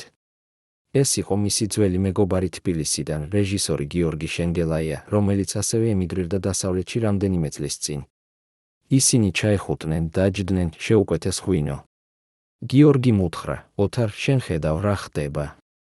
სისტემა იშლება. ჩვენ გავიმარჯვეთ. მაგრამ იოსელიანმა უპასუხა, გიორგი, ჩვენ არ გავიმარჯვეთ. ჩვენ გადავრჩით. ეს არის განსხვავება. გამარჯვება ნიშნავს, რომ შენ იბრძოდი და მოიგე. გადარჩენა ნიშნავს, რომ შენ გაიქეცი და დარჩი ცოცხალი. ჩვენ არ ვიბრძოდით, ჩვენ გავიქეცით. და ახლა, როდესაც სისტემა იშლება, ჩვენ ვართ აქ, შორს, ხოლო იქ, საქართველოში რჩებიან ადამიანები, რომლებმაც იბრძოლეს, რომლებმაც დარჩნენ, რომლებმაც გაიტანეს. ისინი არიან ნამდვილი გმირები, არა ჩვენ. გიორგი ჩუმად იყო. ის იცოდა, რომ იოსელიანი მართალი იყო. ისინი იყვნენ გადარჩენილები, მაგრამ არა გმირები. ისინი იყვნენ თავისუფალი, მაგრამ არა გამარჯვებულები. ისინი იყვნენ ცოცხალი, მაგრამ არა სრულყოფილი. 1990 წელს, როდესაც საქართველომ გამოაცხადა დამოუკიდებლობა, იოსელიანმა მიიღო მოწვევა თბილისიდან. ახალი, დამოუკიდებელი საქართველოს მთავრობა უწევდა მას სამშობლოში დასაბრუნებლად. წერილში ეწერა, ძვირფასო ოთარ, საქართველო თავისუფალია. ჩვენ გვჭირდება შენი ნიჭი, შენი გამოცდილება, შენი ხედვა. გთხოვთ, დაბრუნდი და დაგვეხმარე ახალი ქართული კინემატოგრაფის შექმნაში. იოსელიანმა წაიკითხა ეს წერილი და იგრძნო რაღაც უცნაური, არა სიხარული, არამედ შიში. ის ფიქრობდა, რა დამხვდება იქ. ქვეყანა, რომელიც მე დავტოვე 10 წლის წინ. თუ ქვეყანა, რომელიც აღარ არსებობს. ადამიანები, რომლებიც მე დავტოვე. თუ ადამიანები, რომლებიც აღარ მახსოვს. ენა, რომელზეც მე ვფიქრობ. თუ ენა, რომელიც აღარ არის ჩემი, ის იცოდა, რომ დაბრუნება არ იყო მარტივი, ეს არ იყო უბრალოდ ფიზიკური გადაადგილება, ეს იყო ემოციური, ფსიქოლოგიური, სულიერი მოგზაურობა. ეს იყო მცდელობა დაბრუნებულიყო ადგილას, რომელიც აღარ არსებობდა, ადამიანებთან, რომლებიც აღარ იყვნენ იგივე ცხოვრებაში, რომელიც აღარ იყო შესაძლებელი. მაგრამ იოსელიანმა მაინც გადაწყვიტა წასვლა. 1991 წლის გაზაფხულზე ის ჩავიდა თვითმფრინავში პარიზიდან თბილისისკენ, პირველად 10 წლის განმავლობაში. როდესაც თვითმფრინავი დაეშვა თბილისის აეროპორტში, ის შეხედა ფანჯრიდან და ნახა მთები, რომლებიც ახსოვდა, ქალაქი, რომელიც ახსოვდა, ცა რომელიც ახსოვდა. მაგრამ რაღაც იყო განსხვავებული, ყველაფერი ჩანდა უფრო მცირე, უფრო ძველი, უფრო დაღლილი. ის გადმოვიდა თვითმფრინავიდან და შევიდა ტერმინალში. იქ მას ელოდა ჯგუფი ადამიანებისა, მისი ძველი მეგობრები, კოლეგები, ოჯახის წევრები. ისინი ეხვეოდნენ მას, ტიროდნენ, ეუბნებოდნენ, კეთილი იყოს შენი დაბრუნება სახლში, მაგრამ იოსელიანი გრძნობდა რაღაც უცნაურს, ის არ გრძნობდა, რომ დაბრუნდა სახლში. ის გრძნობდა, რომ ის იყო ტურისტი საკუთარ ქვეყანაში, უცხო ადამიანი საკუთარ მიწაზე, მოგზაური საკუთარ წარსულში. ის ხედავდა ადამიანებს, რომლებიც ახსოვდა, მაგრამ ისინი ჩანდნენ განსხვავებულები, უფრო ასაკოვანი, უფრო დაღლილი, უფრო შეცვლილი. ის ისმენდა ენას, რომელიც ახსოვდა, მაგრამ ის ჟღერდა განსხვავებულად, ახალი სიტყვები, ახალი გამონათქვამები, ახალი აქცენტები. ის დადიოდა ქუჩებში, რომლებიც ახსოვდა, მაგრამ ისინი ჩანდნენ განსხვავებულები, ახალი შენობები, ახალი მაღაზიები, ახალი ადამიანები. ის იყო სახლში, მაგრამ არა სახლში. ის იყო საქართველოში, მაგრამ არა თავის საქართველოში. ის იყო დაბრუნებული, მაგრამ არა ნამდვილად დაბრუნებული. ერთ საღამოს, როდესაც ის იჯდა თავის ძველ სახლში, რომელიც ახლა ეკუთვნოდა მის ძმას, ის შეხედა ფანჯარას და ნახა თბილისის ღამის განათება. ის იხსენა, როგორ იჯდა ამ ფანჯარასთან 30 წლის წინ, როდესაც ის იყო ახალგაზრდა რეჟისორი, სავსე იმედებით, სიზმრებით, ამბიციებით. ის იხსენა, როგორ ფიქრობდა მაშინ, მე შევქმნი ფილმებს, რომლებიც შეცვლიან მსოფლიოს. მე ვიქნები ხმა იმ ადამიანებისა, რომლებსაც არ აქვთ ხმა. მე ვიქნები თვალები იმ ადამიანებისა, რომლებსაც არ აქვთ თვალები. მაგრამ ახლა 30 წლის შემდეგ ის იჯდა იმავე ფანჯარასთან და ფიქრობდა, რა შევქმენი? რა შევცვალე? ვინ გავხდი? ის იყო ცნობილი რეჟისორი, მისი ფილმები იყო ნაჩვენები მთელ მსოფლიოში, მისი სახელი იყო ცნობილი კინოს ისტორიაში. მაგრამ ის არ იყო ბედნიერი. ის არ იყო სრული. ის არ იყო სახლში. ის იყო გადარჩენილი, მაგრამ არა გამარჯვებული. ის იყო თავისუფალი, მაგრამ არა მთლიანი. ის იყო ცოცხალი, მაგრამ არა ნამდვილად ცოცხალი. და ყველაზე ტრაგიკული ის იყო, რომ ის იცოდა, ეს არ იყო მისი არჩევანი. ეს იყო სისტემის არჩევანი, რომელმაც გადაწყვიტა, რომ ის უნდა ყოფილიყო გაძევებული, დავიწყებული, წაშლილი. და თუნდაც ახლა, როდესაც ეს სისტემა აღარ არსებობდა, მისი შედეგები რჩებოდა, დაშლილი ოჯახები, დაკარგული წლები, გატეხილი სიზმრები. რამდენი სხვა იოსელიანი იყო საქართველოში, რომლებმაც დაკარგეს თავიანთი ცხოვრება იმავე მიზეზით? რამდენი გენიოსი დაიკარგა, რამდენი ნიჭი დაიხოცა, რამდენი სიზმარი გაქრა, ყველაფერი იმიტომ, რომ სისტემამ გადაწყვიტა, რომ თავისუფლება იყო საშიში, რომ ნიჭი იყო საშიში, რომ დამოუკიდებლობა იყო საშიში. 2000 წელს, პარიზში, იოსელიანი იჯდა თავის სახელოსნოში და მუშაობდა თავის ახალ ფილმზე ვორშაბათი დილით. ის იყო 70 წლის, მისი თმა იყო ნაცრისფერი, მისი სახე იყო დაჭმუჭნილი, მისი ხელები იყო შემცირებული. მაგრამ მისი თვალები ჯერ კიდევ ანათებდნენ იმავე ცეცხლით, რომელიც ანათებდა 40 წლის წინ, როდესაც ის იყო ახალგაზრდა რეჟისორი თბილისში. ის უყურებდა მონიტორს, სადაც ჩანდა კადრები მისი ახალი ფილმიდან. ადამიანები, რომლებიც ცდილობდნენ იპოვონ აზრი უაზრო სამყაროში, ადამიანები, რომლებიც ეძებდნენ სახლს უსახლკარო სამყაროში, ადამიანები, რომლებიც ცდილობდნენ გადარჩენა სისტემაში, რომელიც ანადგურებდა მათ. ეს იყო მისი ისტორია, არა პირდაპირ, არა ბუკვალურად, არამედ მეტაფორულად, სიმბოლურად, სულიერად. ის იყო რეჟისორი, რომელიც არასოდეს დაბრუნდა სახლში, მაგრამ რომელიც არასოდეს შეწყვიტა სახლის ძებნა. ის იყო ხელოვანი, რომელიც დაკარგა თავისი მიწა, მაგრამ რომელიც არასოდეს დაკარგა თავისი ხმა. ის იყო ადამიანი, რომელიც გაძევებული იყო სისტემის მიერ, მაგრამ რომელიც არასოდეს დამარცხებულა სისტემის მიერ. ოთახში შემოვიდა მისი ასისტენტი და უთხრა, მონსიე იოსელიანი, აქ არის ჟურნალისტი თბილისიდან. ის მინდა გააკეთოს ინტერვიუ თქვენთან ქართული ტელევიზიისთვის. იოსელიანი შეჩერდა, შეხედა ასისტენტს და ჰკითხა, რა სურს მას ჰკითხოს? ასისტენტმა უპასუხა, ის სურს ჰკითხოს თქვენს ემიგრაციაზე, თქვენს ცხოვრებაზე პარიზში, თქვენს გრძნობებზე საქართველოს მიმართ. იოსელიანმა ჩაფიქრდა. ის იცოდა, რომ ეს იყო კითხვები, რომლებსაც ის ისმენდა 1000-ჯერ, კითხვები, რომლებზეც ის პასუხობდა 1000-ჯერ, კითხვები, რომლებიც არასოდეს ეხებოდა ნამდვილ სიმართლეს. ის იცოდა, რომ თუ ის ეტყოდა სიმართლეს, რომ ის არ გაიქცა, არამედ გააძევეს, რომ ის არ ეძებდა უკეთეს ცხოვრებას, არამედ ეძებდა გადარჩენას, რომ ის არ დატოვა საქართველო, არამედ საქართველომ დატოვა, ის ხალხი არ დაიჯერებდა. ისინი ფიქრობდნენ, რომ ის ცდილობდა გაამართლოს თავისი არჩევანი, ცდილობდა დაედო ბრალი სისტემას, ცდილობდა წარმოჩინდეს როგორც მსხვერპლი.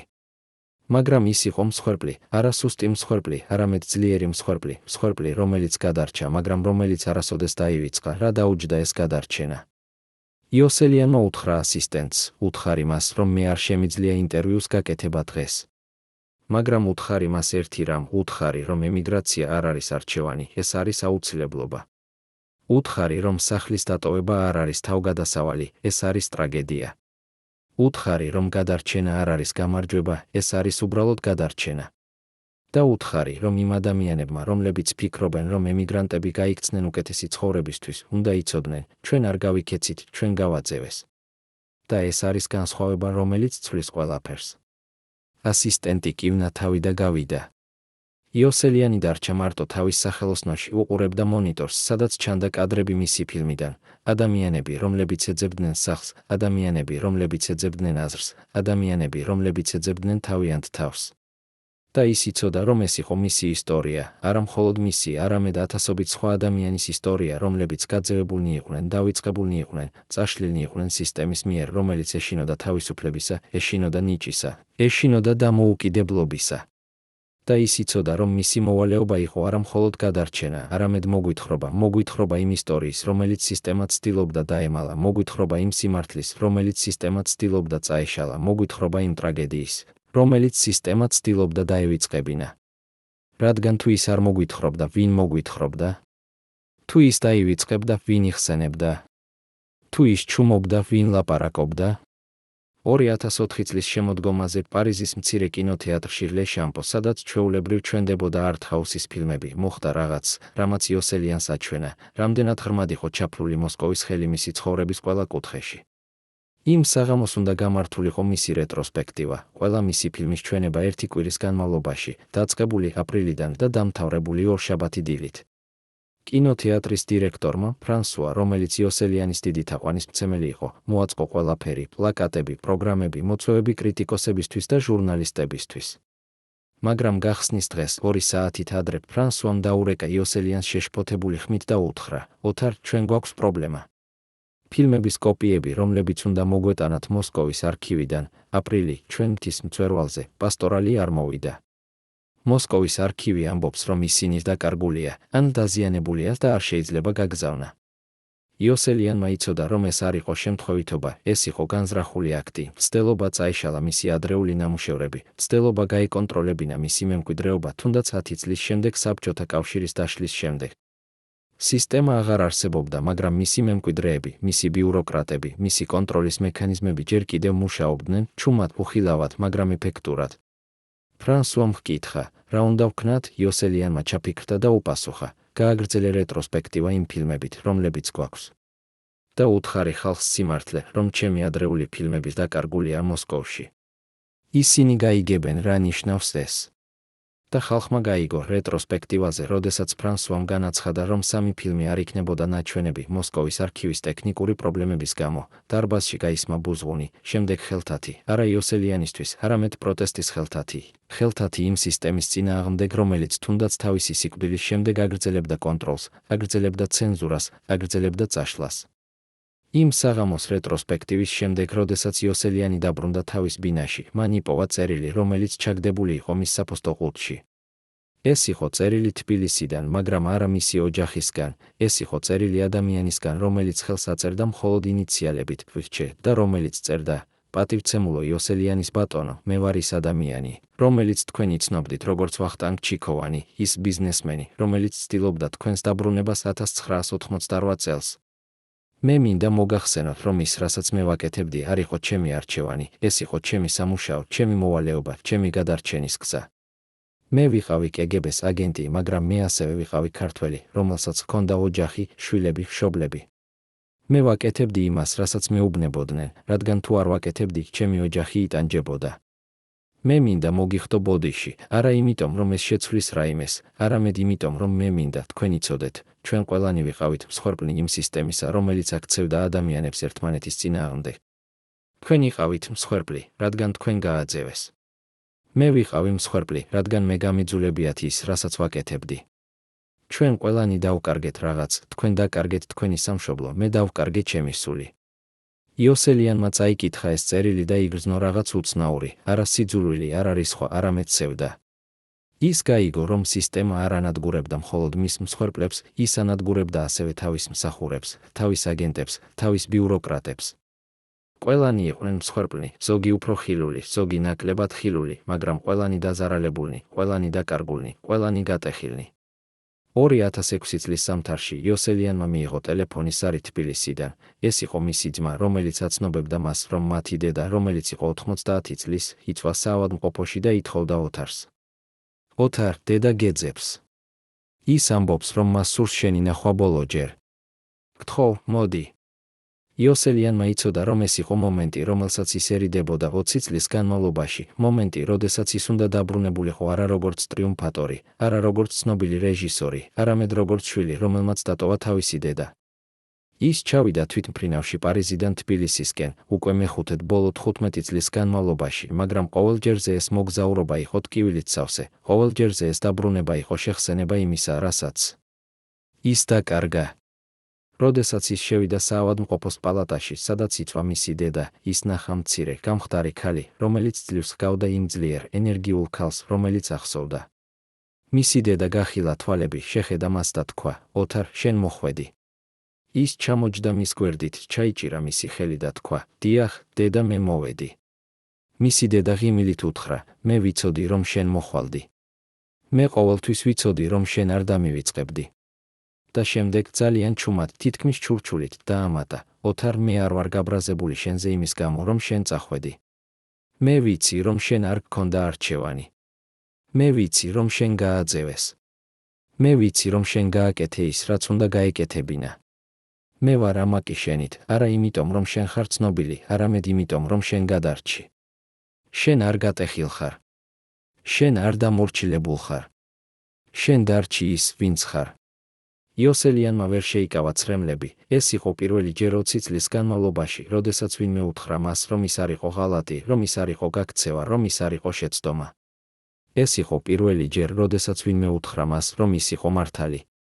მისი დედა გარდაიცვალა 2 დღის შემდეგ, მშვიდად, ძილში, იოსელიანის ხელის ჩაჭერით. დაკრძალვაზე მოვიდა ბევრი ადამიანი, ძველი მეგობრები, კოლეგები, ნათესავები, ადამიანები, რომლებიც იოსელიანს არ ენახა 20 წლის განმავლობაში. ისინი მიუახლოვდნენ მას, ჩაეხუტნენ, უთხრეს: ოთარ, ჩვენ გვახსოვხარ. ჩვენ არასოდეს დაგვივიწყები ხარ. ჩვენ ვიცით, რა მოხდა. ჩვენ ვიცით, რომ შენ არ გაიქეცი, შენ გააძევეს.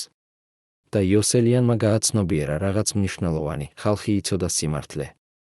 შეიძლება სისტემა ცდილობდა სიმართლის დამალვას, შეიძლება ოფიციალური პროპაგანდა ამბობდა, რომ ემიგრანტები იყვნენ ღალატები, მაგრამ ხალხი იცოდა, ისინი იცოდნენ, ვინ იყო ნამდვილი ღალატები, ისინი იცოდნენ, ვინ იყო ნამდვილი მსხვერპლი, ისინი იცოდნენ, ვინ იყო ნამდვილი გმირები. და ეს იყო ის, რაც სისტემას არასოდეს შეეძლო წაეშალა: ხალხის მეხსიერება, ხალხის გაგება, ხალხის სიმართლე. 2011 წლის გაზაფხულზე იოსელიანი იჯდა პარიზის მცირე კაფეში მონპარნასში და უყურებდა ადამიანებს, რომლებიც გადიოდნენ ქუჩაში, სტუდენტებს, ტურისტებს, ხელოვანებს, ემიგრანტებს. ის ფიქრობდა თავის ცხოვრებაზე: 30 წელი პარიზში, 30 წელი ემიგრაციაში, 30 წელი სახლიდან შორს. ის იყო 80 წლის, მისი სხეული იყო სუსტი, მისი ხელები იყო შემცირებული, მისი თვალები იყო დაღლილი. მაგრამ მისი გონება იყო ცხოვრების უნარიანი, მისი მეხსიერება იყო მკვეთრი, მისი სული იყო ძლიერი. ის იხსენებდა თბილისის ქუჩებს, სადაც ის დადიოდა ბავშვობაში, კინოსტუდიას, სადაც ის იღებდა თავის პირველ ფილმებს, ადამიანებს, რომლებთანაც ის იზიარებდა თავის სიზმრებს. ის იხსენებდა იმ დღეს, 1982 წლის ივლისში, როდესაც ის ჩავიდა თვითმფრინავში თბილისიდან პარიზისკენ. არ იცოდა, რომ ეს იყო მისი ბოლო ფრენა სამშობლოდან, არ იცოდა, რომ ის არასოდეს დაბრუნდებოდა როგორც მუდმივი მაცხოვრებელი, არ იცოდა, რომ ის გახდებოდა მარადიული ემიგრანტი, ადამიანი ორ სამყაროს შორის, ერთი, რომელიც დაკარგა და მეორე, რომელიც არასოდეს გახდა ნამდვილად მისი. მაგრამ ის ასევე იხსენებდა რაღაც სხვა ფილმებს, რომლებიც მან გადაიღო, ისტორიებს, რომლებიც მან მოგვითხრა, ხმებს, რომლებიც მან გააჟღერა. ის იხსენებდა იმ ადამიანებს, რომლებიც მიუახლოვდნენ მას ფესტივალებზე, პრემიერებზე, ქუჩებში და უთხრეს: თქვენი ფილმები შეცვალა ჩემი ცხოვრება. თქვენი ფილმები მაჩვენა, რომ შესაძლებელია წინააღმდეგობა სისტემას და გადარჩენა. თქვენი ფილმები მაჩვენა, რომ შესაძლებელია დარჩენა ერთგული საკუთარი თავისადმი, თუნდაც მთელი სამყარო იყოს შენს წინააღმდეგ. და იოსელიანმა გააცნობიერა, რომ ეს იყო მისი გამარჯვება, არა იმაში, რომ ის გახდა ცნობილი, არა იმაში, რომ ის მიიღო ჯილდოები, არამედ იმაში, რომ ის შეძლო მოგვითხრა სიმართლე, შეძლო გააჟღერა ხმა იმ ადამიანებისა, რომლებსაც არ ჰქონდათ ხმა, შეძლო აჩვენა სამყარო, რომელსაც სისტემა ცდილობდა დამალვას. ეს იყო მისი მემკვიდრეობა, არა მხოლოდ ფილმები, არამედ სიმართლე, არა მხოლოდ ხელოვნება, არამედ მოწმობა, არა მხოლოდ შემოქმედება, არამედ წინააღმდეგობა. კაფეში შემოვიდა ახალგაზრდა ქართველი გოგონა, რომელიც მიუახლოვდა მას და უთხრა: ბატონო იოსელიანი, მე ვარ სტუდენტი თბილისის უნივერსიტეტიდან. მე ვსწავლობ კინემატოგრაფიას და მე ვწერ ნაშრომს თქვენზე. შემიძლია დაგისვათ რამდენიმე კითხვა? იოსელიანმა გაიღიმა და უთხრა: რა გინდა იცოდე? გოგონამ ჰკითხა: ბატონო იოსელიანი, თქვენ ფიქრობთ, რომ თქვენი წასვლა იყო სწორი გადაწყვეტილება?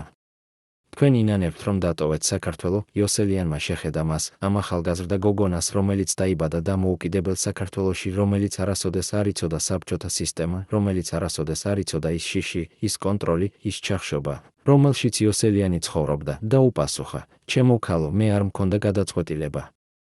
გადაწყვეტილება იყო მიღებული ჩემთვის სისტემის მიერ, რომელმაც გადაწყვიტა, რომ მე ვიყავი ძალიან საშიში, ძალიან დამოუკიდებელი, ძალიან ნიჭიერი. მე არ დავტოვე საქართველოს, საქართველომ დამტოვა მე. ან უფრო სწორად სისტემამ, რომელიც აკონტროლებდა საქართველოს, გამაძევა მე. ვინანებ თუ არა? ყოველ დღე. მაგრამ არა იმიტომ, რომ წავედი, არამედ იმიტომ, რომ მე მიწევდა წასვლა. არა იმიტომ, რომ ავირჩიე პარიზი, არამედ იმიტომ, რომ მე არ მქონდა არჩევანი დარჩენა თბილისში და გადარჩენა როგორც შემოქმედი. ეს არის განსხვავება, რომელიც ბევრმა ადამიანმა არ იცის. ემიგრაცია არ არის თავგადასავალი, ეს არის ტრაგედია. ეს არ არის არჩევანი, ეს არის აუცილებლობა. ეს არ არის გამარჯვება, ეს არის გადარჩენა. გოგონამ ჩაიწერა მისი სიტყვები და ჰკითხა კიდევ ერთი კითხვა: ბატონო იოსელიანი, რას ურჩევდით ახალგაზრდა ქართველ რეჟისორებს, რომლებიც ახლა იწყებენ თავიანთ კარიერას? იოსელიანმა ჩაფიქრდა და უპასუხა: მე ვურჩევდი მათ ერთ რამეს, არასოდეს დაივიწყონ. ვინ არიან? არასოდეს დაივიწყონ, საიდან არიან? არასოდეს დაივიწყონ, რა ენაზე ფიქრობენ? რადგან სამყარო შეეცდება დაავიწყებინოს მათ, ეს სამყარო შეეცდება გახადოს ისინი უნივერსალურები, კოსმოპოლიტები, მოქალაქეები მსოფლიოსი. მაგრამ ხელოვნება არ არის უნივერსალური, ხელოვნება არის კონკრეტული, პირადი, ადგილობრივი. ხელოვნება იბადება კონკრეტულ ადგილას, კონკრეტულ დროში, კონკრეტულ ენაზე. და თუ შენ დაკარგავ ამ კავშირს შენს ფესვებთან, შენ დაკარგავ შენს ხმას. მე დავკარგე ჩემი მიწა, მაგრამ მე არასოდეს დავკარგე ჩემი ენა, ჩემი მეხსიერება, ჩემი იდენტობა. და ეს არის ის, რამაც გადამარჩინა, არა პარიზმა, არა დასავლეთმა, არა წარმატებამ, არამედ ის ფაქტი, რომ მე დავრჩი ქართველი, თუნდაც ვცხოვრობდი საფრანგეთში. გოგონამ მადლობა გადაუხადა, ჩაიხუტა და წავიდა. იოსელიანი დარჩა მარტო კაფეში, უყურებდა ფანჯარას და ფიქრობდა: ეს არის ჩემი მესიჯი ახალი თაობისთვის, არა ის, რომ ემიგრაცია არის ცუდი, არამედ ის, რომ ემიგრაცია არის ტრაგედია, რომელიც არავის არ უნდა მოუჭიოს. არა ის, რომ დასავლეთი არის ცუდი, არამედ ის, რომ არც ერთი ადგილი ვერ შეცვლის შენს სახლს. არა ის, რომ წარმატება არის უაზრო, არამედ ის, რომ წარმატება ვერ შეავსებს ცარიელობას, რომელიც რჩება, როდესაც შენ კარგავ შენს ფესვებს. 2014 წლის შემოდგომაზე იოსელიანმა დაასრულა თავისი ბოლო ფილმი, ზამთრის სიმღერა. ეს იყო ფილმი ემიგრაციაზე, დაკარგულობაზე, მეხსიერებაზე, ფილმი, რომელიც იყო მისი ცხოვრების ჯამი, მისი გამოცდილების ესენცია, მისი სულის ასახვა. ფილმის მთავარი გმირი იყო ხანდაზმული ქართველი მუსიკოსი, რომელიც ცხოვრობდა პარიზში და ცდილობდა დაეწერა სიმღერა თავისი სამშობლოს შესახებ, მაგრამ ვერ შეძლებდა, რადგან სიტყვები, რომლებიც მას სურდა გამოეყენებინა, იყო ქართული, მაგრამ მელოდია, რომელიც მას ესმოდა, იყო ფრანგული. ის იყო ადამიანი ორ სამყაროს შორის, ადამიანი, რომელიც არ ეკუთვნოდა არც ერთს, არც მეორეს, ადამიანი, რომელიც დაკარგა თავისი ადგილი სამყაროში. ფილმის ბოლოს მუსიკოსი კვდება, არა ტრაგიკულად, არა დრამატულად, არამედ მშვიდად ძილში, ხელში ჩაჭერილი ქაღალდით, რომელზეც დაწერილი იყო მხოლოდ ერთი სიტყვა: სახლი. ეს იყო იოსელიანის ავტობიოგრაფია, არა ბუკვალური, არამედ ემოციური, არა ფაქტობრივი, არამედ სულიერი. ფილმის პრემიერა გაიმართა კანის კინოფესტივალზე 2015 წლის მაისში. იოსელიანი იჯდა დარბაზში, უყურებდა ეკრანს, სადაც ჩანდა მისი ბოლო ნამუშევარი და იგრძნო რაღაც უცნაური, არა სიხარული, არა ამაყობა, არამედ მშვიდობა. ის იცოდა, რომ ეს იყო მისი ბოლო სიტყვა, მისი ბოლო მესიჯი, მისი ბოლო მოწმობა. როდესაც ფილმი დასრულდა, დარბაზში დამყარდა სიჩუმე, არა უკმაყოფილების სიჩუმე, არამედ პატივისცემის სიჩუმე, სიჩუმე ადამიანებისა, რომლებმაც გაიგეს, რომ ისინი ნახეს რაღაც განსაკუთრებული, რაღაც ნამდვილი, რაღაც მნიშვნელოვანი. შემდეგ დაიწყო ხელთათი, არა ხმაურიანი, არა აღფრთოვანებული, არამედ ღრმა გრძელი, პატივისცემით სავსე ხელთათი, რომელიც გაგრძელდა 10 წუთის განმავლობაში. ადამიანები დგებოდნენ, უკრავდნენ ტაშს, ტიროდნენ. იოსელიანი ასევე დგა, თავს უკრა, მაგრამ არ ღიმოდა, ის უბრალოდ იდგა და უყურებდა ხალხს, რომლებიც აფასებდნენ მის ნამუშევარს და ფიქრობდა: ეს არის ჩემი მემკვიდრეობა, არა ჯილდოები, არა ცნობადობა, არამედ ეს ადამიანები, რომლებმაც გაიგეს, რომლებმაც იგრძნეს, რომლებმაც დაიმახსოვრეს. პრემიერის შემდეგ, როდესაც იოსელიანი გამოვიდა კინოთეატრიდან, მასთან მიუახლოვდა ჟურნალისტი და ჰკითხა: მონსიე იოსელიანი, ეს იყო თქვენი ბოლო ფილმი? იოსელიანმა შეხედა მას და უპასუხა: მე არ ვიცი. შეიძლება დიახ, შეიძლება არა. მაგრამ თუ ეს არის ჩემი ბოლო ფილმი, მე ვარ კმაყოფილი. მე ვთქვი ის, რაც მინდოდა მეთქვა. მე მოვითხარი ის, რაც მინდოდა მომეთხოვრო.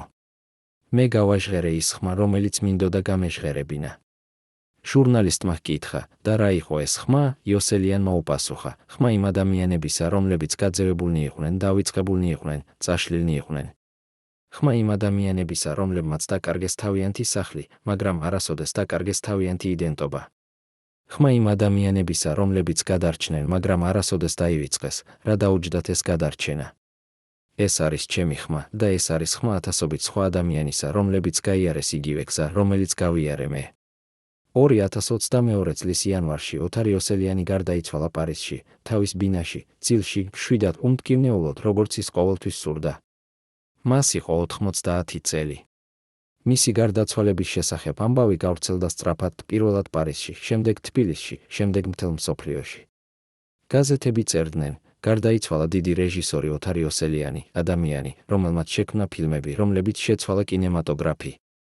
ტელევიზიები აჩვენებდნენ მის ფილმებს, მის ინტერვიუებს, მის ფოტოებს. ადამიანები საუბრობდნენ მასზე როგორც გენიოსზე, როგორც ლეგენდაზე, როგორც სიმბოლოზე. მაგრამ იოსელიანი არასოდეს არ სურდა ყოფილიყო სიმბოლო, ის სურდა ყოფილიყო უბრალოდ ადამიანი, რომელიც აკეთებდა ფილმებს, რომელიც ეძებდა სიმართლეს, რომელიც ცდილობდა გაიგო სამყარო. მისი დაკრძალვა გაიმართა პარიზში, მონპარნასის სასაფლაოზე, სადაც დაკრძალულნი არიან ბევრი სხვა ხელოვანი, მწერალი, ფილოსოფოსი, ადამიანები, რომლებიც ასევე იყვნენ ემიგრანტები, ადამიანები, რომლებიც ასევე ეძებდნენ სახლს უცხო მიწაზე. დაკრძალვაზე მოვიდა ბევრი ადამიანი, ფრანგი კინემატოგრაფისტები, ქართველი ემიგრანტები, მისი ძველი მეგობრები, მისი ახალი თაყვანისმცემლები. ისინი დგანან მისი საფლავის გარშემო, ტიროდნენ, იხსენებდნენ მას. ერთ-ერთმა მათგანმა, ფრანგმა რეჟისორმა, თქვა, ოთარი არ იყო მხოლოდ რეჟისორი, ის იყო მოწმე ადამიანი, რომელიც ნახა ისტორიის ყველაზე მუქი მხარე და გადარჩა, რომ მოგვითხრა ამის შესახებ. ის იყო ხმა იმ ადამიანებისა, რომლებსაც არ ჰქონდათ ხმა. და ახლა, როდესაც ის წავიდა, ჩვენი მოვალეობაა შევინარჩუნოთ ეს ხმა, შევინარჩუნოთ ეს მეხსიერება, შევინარჩუნოთ ეს სიმართლე. მაგრამ იოსელიანის ნამდვილი დაკრძალვა მოხდა არა პარიზში, არამედ თბილისში, არა ფიზიკურად, რადგან მისი სხეული დარჩა საფრანგეთში, არამედ სიმბოლურად, სულიერად. როდესაც ამბავი მისი გარდაცვალების შესახებ მივიდა თბილისში, ხალხი გამოვიდა ქუჩებში, არა ათასობით, არამედ ასობით, მაგრამ ეს იყო ადამიანები, რომლებიც ნამდვილად იხსენებდნენ მას, რომლებიც ნამდვილად აფასებდნენ მას, რომლებიც ნამდვილად ესმოდათ, რა დაკარგა საქართველომ, როდესაც მას გააძევა ოთარ იოსელიანი. ისინი შეიკრიბნენ რუსთაველის გამზირზე, ხელში ეჭირათ სანთლები, ფოტოები, ყვავილები. ისინი დგანან სიჩუმით, ტიროდნენ, ლოცულობდნენ. ერთ-ერთმა მათგანმა, ხანდაზმულმა ქალმა, რომელიც იყო იოსელიანის ძველი კოლეგა, თქვა, ოთარი არასოდეს არ დაბრუნდა სახლში, არა იმიტომ, რომ არ სურდა, არამედ იმიტომ, რომ ჩვენ არ მივეცით მას ეს შანსი. ჩვენ, როგორც საზოგადოება, როგორც ქვეყანა, როგორც სისტემა, გავაძევეთ ის. და ახლა, როდესაც ის წავიდა, ჩვენ უნდა ვიცოდეთ, ეს არის ჩვენი სირცხვილი, ჩვენი დანაშაული, ჩვენი ტრაგედია. დღეს, როდესაც ადამიანები საუბრობენ ოთარ იოსელიანზე, ისინი ხშირად ამბობენ, ის იყო ქართველი რეჟისორი, რომელიც ცხოვრობდა პარიზში. მაგრამ ეს არ არის სრული სიმართლე. ოთარ იოსელიანი არ იყო ქართველი რეჟისორი, რომელიც ცხოვრობდა პარიზში, ის იყო ქართველი რეჟისორი, რომელიც გაძევებული იყო საქართველოდან, რომელიც იძულებული იყო ცხოვრებოდა პარიზში, რომელიც არასოდეს შეწყვიტა ყოფნა ქართველი, თუნდაც ის იყო ათასობით კილომეტრით დაშორებული თავის სამშობლოს. ის არ იყო ემიგრანტი, რომელიც ეძებდა უკეთეს ცხოვრებას, ის იყო ემიგრანტი, რომელიც ეძებდა გადარჩენას. ის არ იყო ადამიანი, რომელიც დატოვა საქართველო, ის იყო ადამიანი, რომელსაც საქართველომ დატოვა. და ეს არის განსხვავება, რომელიც ცვლის ყველაფერს. მისი ისტორია არ არის მხოლოდ მისი ისტორია, ეს არის ისტორია ათასობით სხვა ქართველის, რომლებიც გაძევებულნი იყვნენ, დავიწყებულნი იყვნენ, წაშლილნი იყვნენ სისტემის მიერ, რომელიც ეშინოდა თავისუფლებისა, ეშინოდა ნიჭისა, ეშინოდა დამოუკიდებლობისა. ეს არის ისტორია იმ სისტემის, რომელიც არა მხოლოდ ანადგურებდა ადამიანებს ფიზიკურად, არამედ ანადგურებდა მათ სულიერად, კულტურულად, ისტორიულად. ეს არის ისტორია იმ ტრაგედიის, რომელიც მოხდა არა მხოლოდ საქართველოში, არამედ მთელ საბჭოთა კავშირში, ტრაგედია დაკარგული თაობის, დაკარგული ნიჭის, დაკარგული პოტენციალის. მაგრამ ეს ასევე არის ისტორია გადარჩენის, წინააღმდეგობის, ერთგულების. ოთარ იოსელიანი გადარჩა, არა იმიტომ, რომ ის იყო ძლიერი, არამედ იმიტომ, რომ ის იყო ერთგული საკუთარი თავისადმი, საკუთარი ხელოვნებისადმი, საკუთარი სულისადმი. ის არ დამორჩილებულა, არ გატეხილა, არ დაივიწყა ვინ იყო. ის დარჩა ქართველი თავის ენაში, თავის მეხსიერებაში, თავის ფილმებში. და ეს არის მისი ნამდვილი გამარჯვება, არა ის, რომ ის გახდა ცნობილი, არამედ ის, რომ ის დარჩა ის, ვინც იყო. დღეს, როდესაც ახალგაზრდა ქართველი კინემატოგრაფისტები იწყებენ თავიანთ კარიერას, ისინი უყურებენ იოსელიანის ფილმებს და სწავლობენ, არა მხოლოდ ტექნიკას, არა მხოლოდ სტილს, არამედ რაღაც უფრო მნიშვნელოვანს. როგორ იყო შესაძლებელი დარჩენა ერთგული საკუთარი ხედვისადმი, თუნდაც მთელი სამყარო იყო შენს წინააღმდეგ, როგორ იყო შესაძლებელი შექმნა ხელოვნება, რომელიც იყო ნამდვილი, პირადი, ადგილობრივი, მაგრამ ამავე დროს უნივერსალური. როგორ იყო შესაძლებელი გადარჩენა, როგორც შემოქმედი, თუნდაც შენ დაკარგე შენი მიწა. და ეს არის იოსელიანის ნამდვილი მემკვიდრეობა, არა მხოლოდ ფილმები, არამედ მაგალითი, არა მხოლოდ ხელოვნება, არამედ გზა, არა მხოლოდ ისტორია, არამედ გაკვეთილი. მეგობრებო, როგორ უყურებთ ოთარ იოსელიანს? იყო თუ არა ის მსხვერპლი საბჭოთა სისტემისა, რომელმაც გააძევა თავისი საუკეთესო შვილები, თუ ის თავად იყო პასუხისმგებელი თავის არჩევანზე? იყო თუ არა მისი ემიგრაცია ტრაგედია თუ თავგადასავალი? დაკარგა თუ არა საქართველომ გენიოსი, როდესაც მას გააძევა იოსელიანი, თუ იოსელიანმა დაკარგა საქართველო, როდესაც მან დატოვა იგი? დაწერეთ თქვენი აზრი კომენტარებში, ჩვენთვის მნიშვნელოვანია ვიცოდეთ, ახსოვს თუ არა მას თქვენს ქალაქში, თქვენს ოჯახში, თქვენს მეხსიერებაში. დააჭირეთ ლაიქს, თუ თქვენ გჯერათ, რომ სიმართლე უნდა ითქვას და გამოიწერეთ ჩვენი არხი, რომ გაიგოთ მეტი ისტორიები იმ ადამიანების შესახებ, რომლებიც შეცვალეს ისტორია, მაგრამ რომლებიც თავად შეიცვალნენ ისტორიის მიერ.